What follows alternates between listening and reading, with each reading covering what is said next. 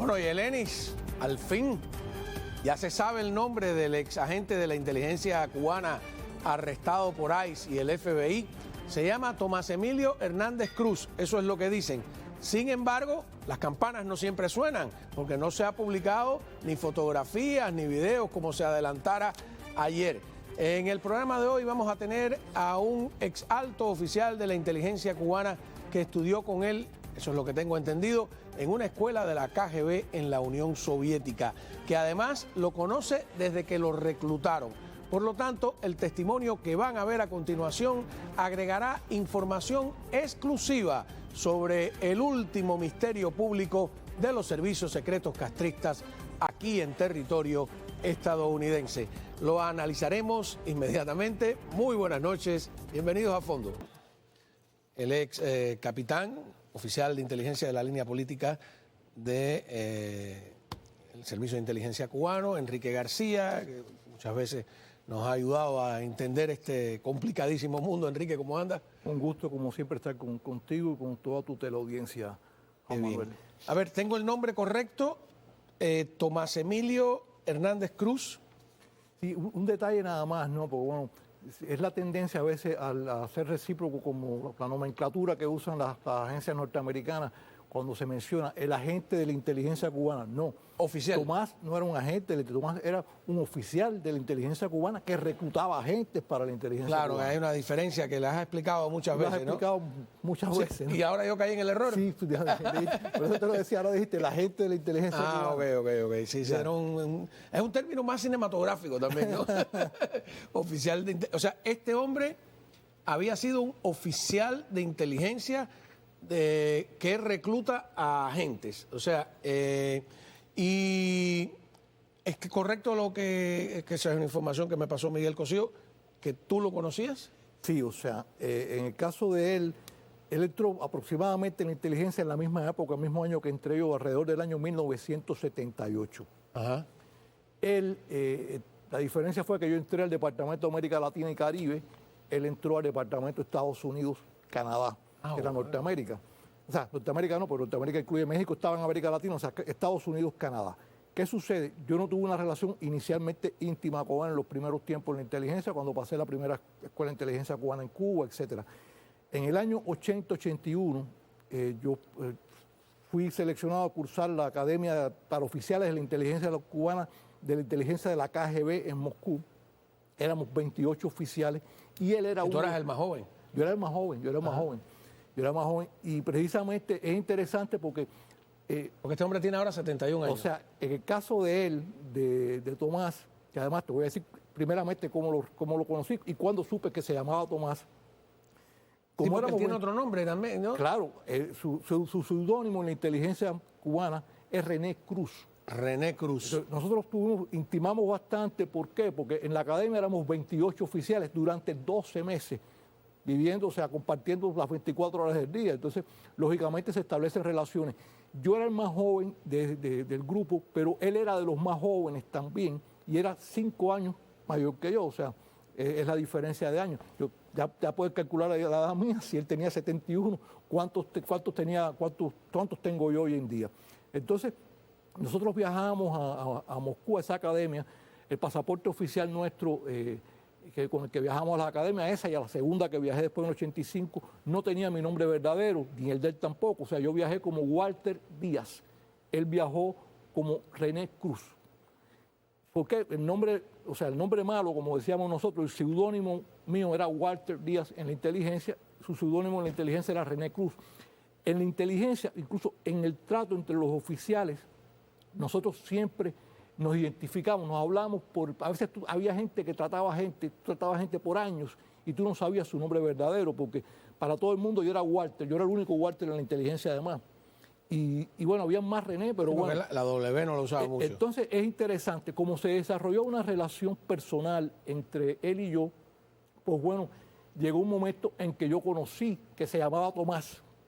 O sea, conocí incluso después, compartimos socialmente a nuestro regreso a Cuba, en varias ocasiones, conocí a su esposa, si no me equivoco, tenía una niña pequeña, no recuerdo en aquella época que tuviera más hijos. Después, bueno, yo empecé a viajar y a diferentes países y después fui a otra academia y perdimos esa relación que tuvimos, pero nos conocimos muy bien. Él, además, como cosa muy llamativa, dentro del Departamento Estados Unidos, no era cualquier oficial, porque ahora explico cómo es que llega él a la inteligencia. Él llega a la inteligencia porque él era director de una SBET, una escuela secundaria básica en el campo. En esa SBET, donde era director él, y esta historia me la sé por él, o sea, él fue que me la contó. El hijo mayor, uno de los hijos del segundo jefe de la inteligencia y jefe del Departamento de Estados Unidos, Canadá, el general Humberto Prendes, Oberto, sí, porque no el general Oberto, porque está el otro Prende, que Orlando Prendes, Oberto era el seudónimo, tenía un hijo ahí en esa escuela y conoció a René, o sea, a Tomás, cuando era director de esa escuela, donde estaba el hijo. Parece que hicieron amistad ahí y en determinado momento, alrededor del año 78, Oberto le propone que si quería ser procesado para el Ministerio del Interior, supongo que le habrá dicho, y lo propuso para la inteligencia y entró a la inteligencia. O sea, él entra al Departamento de Estados Unidos de la mano. ¿Por qué? ¿Porque hablaba inglés? No, porque se hicieron amigos. O sea, en la inteligencia cubana había una característica. Tú no entrabas porque pedías entrar a la inteligencia, tú eras seleccionado. O sea, alguien te proponía. Aquí hay servicios de inteligencia, incluso de la policía, donde tú no puedes aspirar al departamento para evitar que lo penetre, sino que tú es la misma mecanismo. Típicamente, incluso en mis tiempos, buena parte de los oficiales nuevos que ingresábamos propuestos por otros oficiales del servicio. O sea, eso es interesante. Yo propuse a gente que conocía también para entrar a la inteligencia. Entonces, eso era típico. En este caso, quien lo propone a él, porque se hizo amigo de él, lo conoció, vio cualidades políticas, vio un tipo inteligente. René se expresaba, no sé, yo no hablo con él hace muchos años, pero se expresaba muy bien. No conozco su dominio del inglés. Sé que estaba estudiando inglés también en Cuba. O sea, debe haber perfeccionado, mejorado mucho su inglés, porque si no lo tenía desde antes, porque él fue a trabajar a ese departamento. Y al ir a trabajar a ese departamento, de la mano o sea, Roberto no solo era jefe de ese departamento, era segundo jefe de la inteligencia. De la mano de él, le debe haber dado una posición bien particular, porque eso le daba un acceso al gran jefe, como diríamos nosotros, y en todas partes es así, muy especial. Qué interesante, ¿no? Ahora, los que no te conocen y no saben el trabajo que tú has hecho a lo largo de... que yo te conozco, el año 92, estamos hablando de más de 30 años con los servicios. Yo llevo aquí 36 años y tú y yo nos conocimos en el año 91. 92, ok. Sí. O sea, son más de casi 4 décadas trabajando con los servicios secretos de Estados Unidos. Y entonces ahí viene el tema, porque habrá quien diga, bueno, sí, él también es un oficial, porque a este lo detienen. ¿Y por qué Enrique está hablando en la televisión tranquilo? Bueno, precisamente porque la diferencia es que Enrique, antes de entrar a los Estados Unidos, ya entra en contacto con los servicios secretos norteamericanos, revela su identidad, dice exactamente quién es, cuenta su historia y empieza a trabajar y a pasar información, ¿no? Lo que se ha dicho, y tú me dirás, Enrique, es que este señor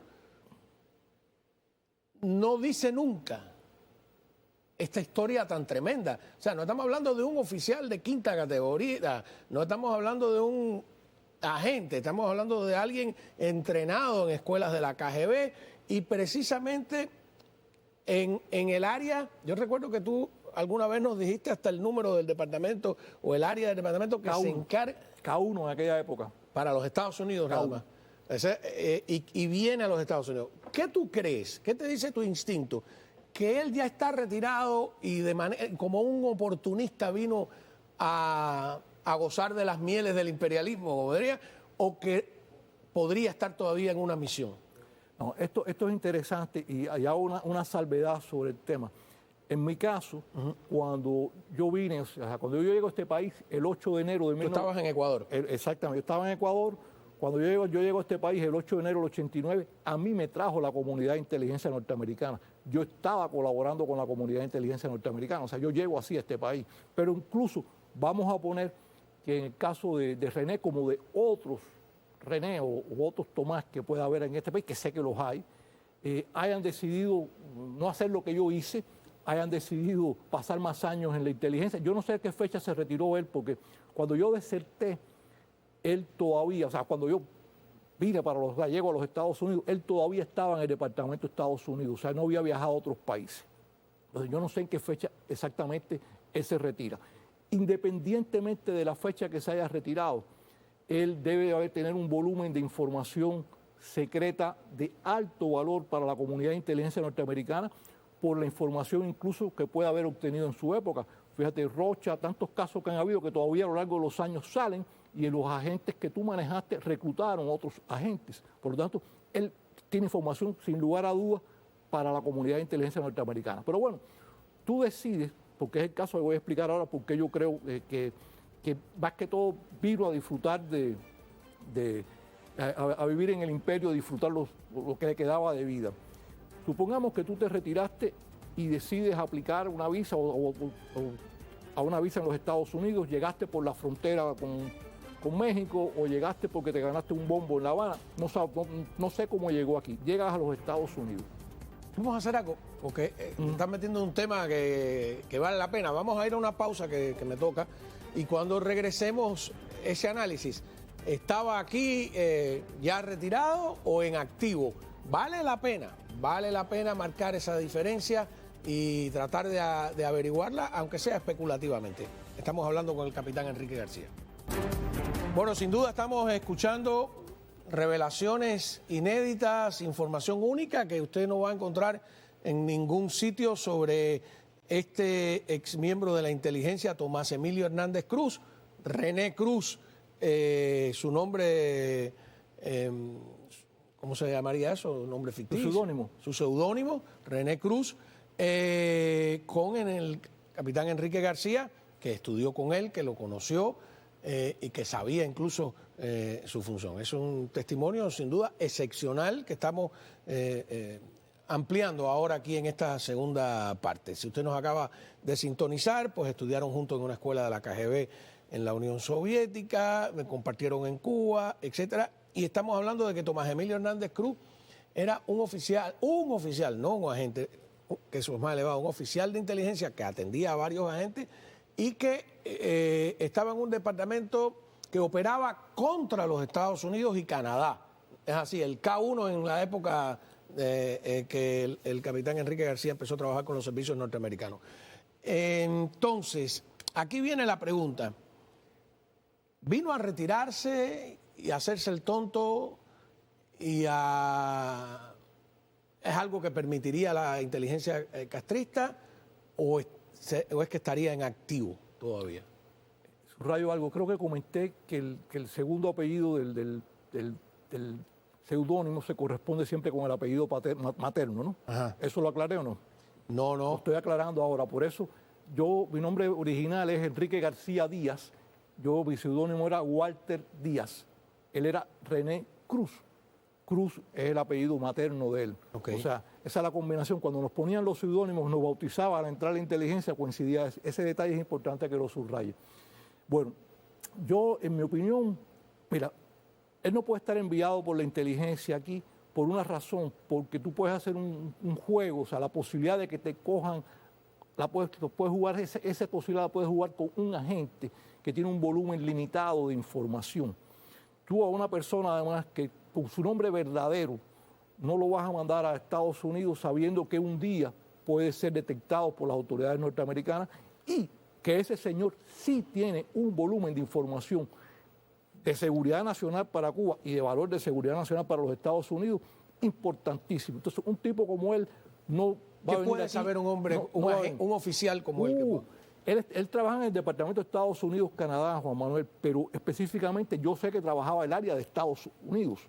Él tiene que haber manejado agentes dentro del gobierno de los Estados Unidos, los que tenía Cuba, como Ana Belén Montes, como Marta Rita Velázquez, como el matrimonio Myers o como Rocha. O sea, tiene que haber tenido información o agentes en la prensa norteamericana, en círculos políticos. O sea, él tiene que haber, por sus manos pueden haber pasado. Mira, en los años que yo estuve en la inteligencia, por mis manos pasaron decenas, si no cientos de expedientes. ¿Okay? O sea, por sus manos tienen que haber pasado muchísimos expedientes de agentes reclutados que trabajaban de manera secreta para el régimen cubano desde aquella época y hasta que trabajó ahí. Y él trabajaba, porque muchos de estos oficiales trabajan aquí, antes en la embajada ante la ONU, ahora en la embajada y hace tiempo también en Washington. ¿Qué sería él? ¿El que trabaja desde Cuba recibiendo toda la información y analizándola? Sí, en la inteligencia cubana, el centro principal, o sea, La Habana, es quien dirige a los oficiales de campo aquí. O sea, el que estaba en Washington, en Nueva York, en el centro de Naciones Unidas, que es el más grande. Aquel que tú ayudaste, que era un oficial de inteligencia, a descubrir, Manuel Collazo Usayán, era dirigido a su vez por un oficial en La Habana. Exactamente.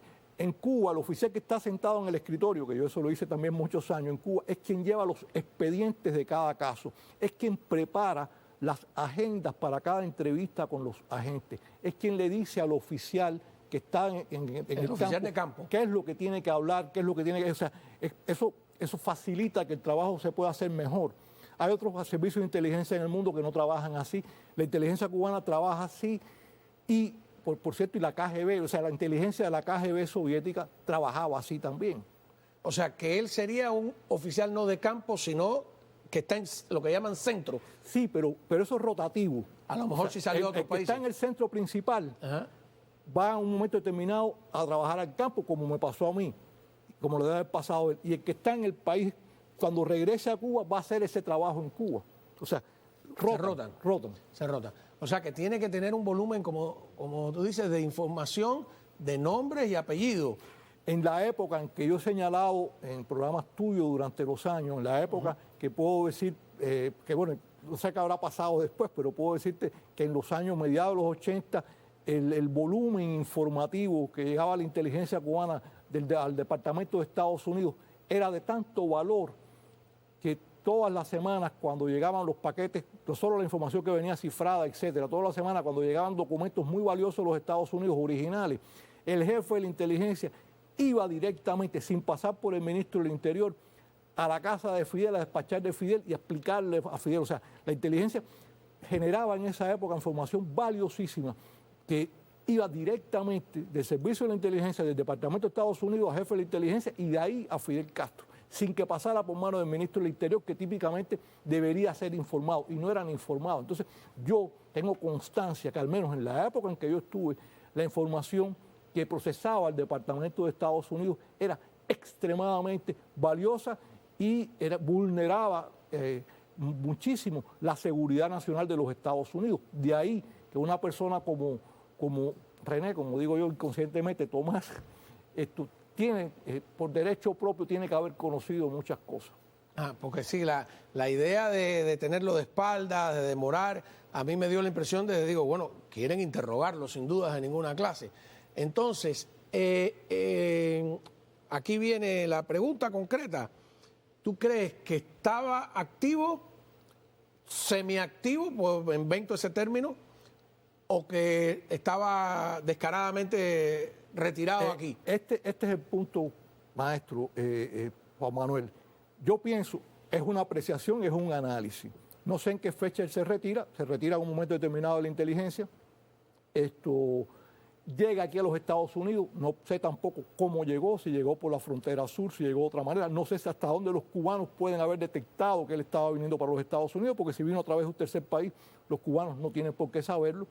Y al llegar aquí, si tú viniste y llegas en esas condiciones, como yo creo que llegó él, con la intención de quedarse a vivir en el imperio, los últimos, lo que le queda de vida, comiendo bistec y recibiendo un cheque del Seguro Social, posiblemente, o trabajando, si quería trabajar, lo primero que debe hacer, primero no mentir en los formularios, y después, lo primero que es imprescindible que haga, si tú llegaste y tienes ese volumen, tienes que tocarle la puerta a la comunidad de inteligencia norteamericana, y específicamente, son públicas, aquí está la oficina del Buró Federal de Investigaciones, que todo el mundo sabe dónde está, y es público. Llegar y tocar la puerta y decir, señores, mire, yo llegué, yo estoy aquí, yo voy a quedarme en este país, pero mire, yo era oficial de la inteligencia cubana, y colaborar con el país en el que estás viviendo. O sea, yo siempre he sido de criterio. Tú estás o con los indios o con los cowboys. Tú no puedes estar en el medio. O sea, como una vieja expresión de cuando éramos muchachos. Pero ¿no? en el medio hay mucha gente. Vamos a hablar cuando regresemos de la pausa de ello, que son los llamados juegos operativos o los dobles agentes. A la vuelta. Hablando con el capitán Enrique García sobre... Vamos a ver la ficha de detenido en Trump de este oficial. Ahí la tenemos. Bueno, es muy sencilla, ¿no?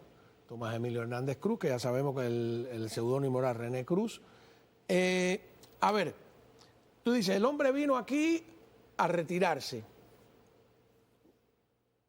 ¿Eso no lo sabe la inteligencia castrista, que tiene un exoficial aquí?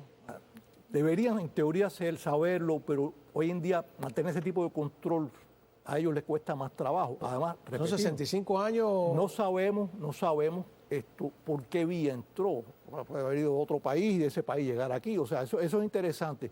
Pero incluso, bueno, llegó, de una manera u otra, se les fue de control a ellos, como se han ido otros más, Juan Manuel. Hay más oficiales de la inteligencia, hay más oficiales de la contrainteligencia en iguales circunstancias. O sea, estamos hablando de gente que no ha informado o ha mentido en su formulario al gobierno de los Estados Unidos, lo que tiene implicancias, pero bueno, tiene implicaciones.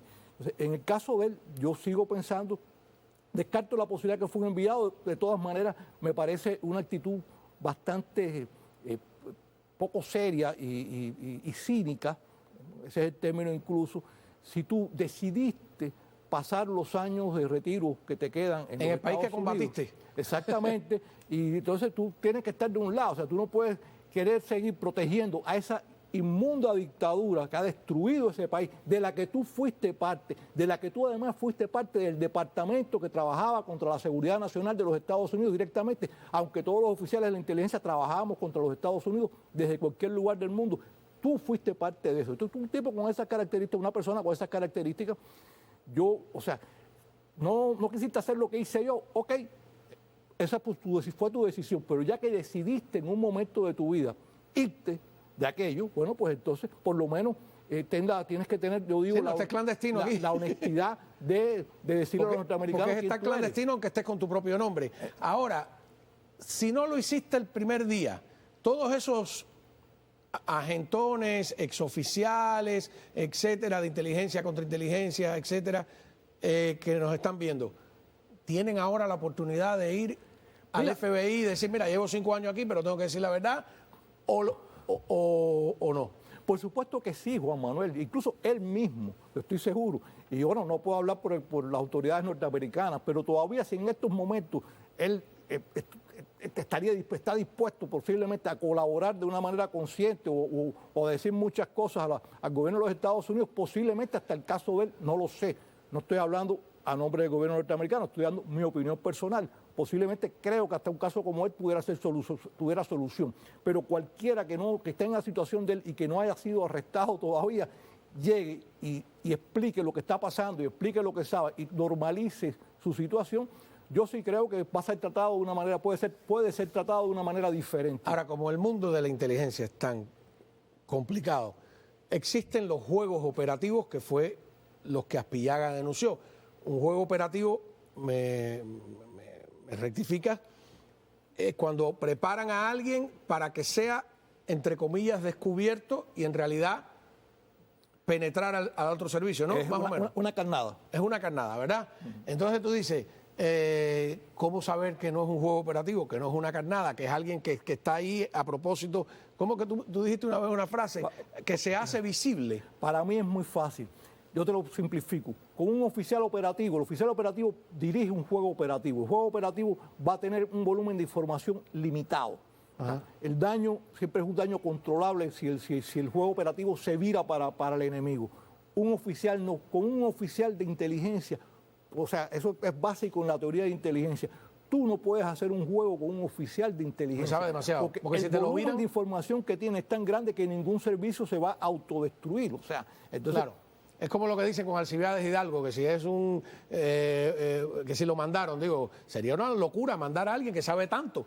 Imposible. Imposible. Alcibiades, además, un tipo, posiblemente, yo lo he repetido siempre, el querido amigo Alcibiades, además, es un tipo con posiblemente en el aparato político cubano no ha llegado nadie del rango y del nivel y del conocimiento que tenía en este caso Alcibiades, claro. Entonces, ahí esa es la clave. Alguien con ese volumen de información no lo van a enviar. Pero de todas maneras, y me sigue pareciendo raro, digo, la inteligencia, si se entera que está aquí, no puede, aunque sea retirado, pedirte que te actives, pedirte favores, pedirte información. Pero es una cosa muy peligrosa. Yo sí creo pero es un peligro un tipo así, o sea, que no se reportó. Porque ellos le tendrían siempre, en mi opinión, en mi análisis como oficial de inteligencia, le tendría temor de que un tipo como él puede ser detectado por los servicios norteamericanos. El primer ejemplo, Juan Manuel, yo estoy aquí,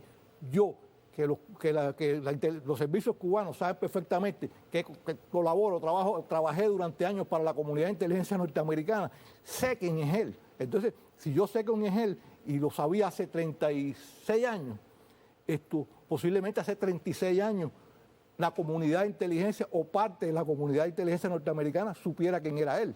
Claro. Ajá. Así que, ¿qué más te gustaría agregar?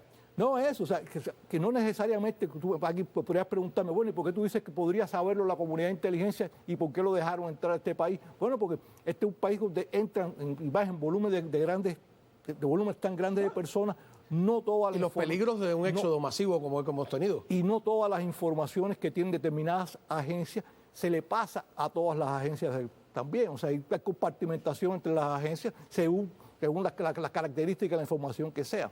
Si tú dices, bueno, él puede que no tenga información actualizada, pero si era ahora de repente lo interrogan y dice, le van a preguntar, ¿quiénes eran los agentes que tú atendías en el año 83? Y señala 95. Fulano y a Mengano, ¿ese fulano y Mengano pueden ser detenidos? No, depende de todos los elementos que pueda aportar él. Él puede tener pruebas contundentes contra esos agentes. Él puede además tener información de las comunicaciones de esos agentes. Puede tener pruebas del daño que le hicieron esos agentes a la comunidad, o sea, a la seguridad nacional de los Estados Unidos. O sea, y, ojo, repito, y esos agentes que él tuvo, que puede haber sido como la fecha que tú señalas, en los 90, en los 80 o en los 90, pero esos agentes, además, pueden haber, que es lo que dijimos con el caso Rocha y con otros casos, deben haber ayudado a reclutar otros agentes. Pero además de eso también el sistema de operar. ¿Cómo operan? ¿Cómo pasa la información? Es muy importante para ¿qué quiere saber la inteligencia castrista? Esa es una información clave para los servicios norteamericanos. ¿Qué quiere saber tu enemigo? ¿Y cómo obtiene esa información? Y además exponer con más detalle a la comunidad de inteligencia de los Estados Unidos el nivel de penetración y de acceso que ha tenido el Servicio de Inteligencia cubano a los lugares más importantes de la comunidad de inteligencia, como vimos en el caso de Rocha, que estuvo hasta en el Consejo de Seguridad Nacional, y en la política de los Estados Unidos hacia Cuba y hacia el mundo. Entonces, todo eso lo hace, desde mi punto de vista, una persona con información de mucho valor todavía. O sea, eso que digan de que bueno, que ya se... No, sigue teniendo valor. Ahora, y una cosa que tú has dicho siempre, y que se sale del marco puramente de los servicios de inteligencia, es, muchas veces no se ha combatido la penetración cubana porque no ha habido voluntad política. Entonces mi pregunta ¿es este arresto una muestra de voluntad política de lo que viene? ¿Sería interesante de ser así o es un caso? Han pasado las dos cosas. A veces no ha habido voluntad política, a veces han habido rochas en lugares de toma de decisiones. Pero bueno, desde ese punto de vista, si tú me preguntas a mí, yo sí creo que en estos momentos, Diego, yo estoy convencido que existe una voluntad política y yo creo que la voluntad política de esta administración para mí está. Sí, claro, y además el mostrarlo, el hacerlo público, aunque tienen el rostro de espalda, etcétera, ¿es un mensaje o no es un mensaje? Yo creo que es un mensaje bien interesante y a pesar de que esté de espalda, es un mensaje bien directo. Así que bueno, yo creo que debe haber personas que al irse a la cama hoy deben estar pensando qué van a hacer mañana. Ajá. Bueno, pues piénsalo bien. Muchísimas gracias, capitán. Muy buenas noches. Juan Manuel. Ya peinamos canas ya. Sí, ya, así pasa. Mira, tú sabes que voy a